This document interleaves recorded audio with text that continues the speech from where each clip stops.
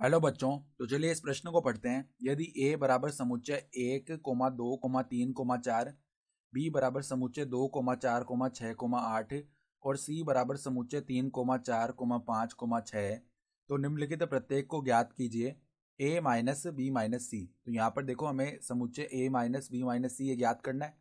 तो प्रश्न में आगे बढ़ने से पहले इस प्रश्न से संबंधित जो मुख्य उदाहरण है उसकी हम चर्चा कर लेते हैं। तो देखो अगर हम लिखते हैं p माइनस क्यू तो इसका अर्थ क्या होता है? समुच्चय समुच्चय p के उन अवयवों से बना समुच्चय उन अवयवों से बना समुच्चय जो Q में उपस्थित ना हो, जो Q में उपस्थित ना हो। ठीक है।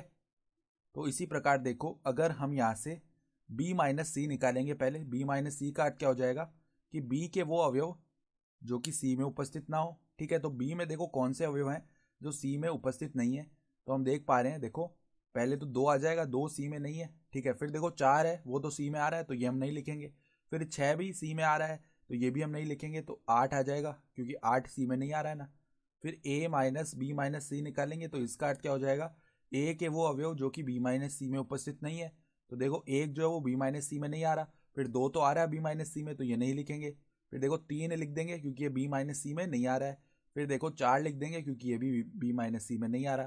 तो a माइनस बी माइनस सी का जो मैं मान पूछा था वो क्या आ जाएगा, समुच्चय 1, 3, 4। और यही हमारा उत्तर आ गया।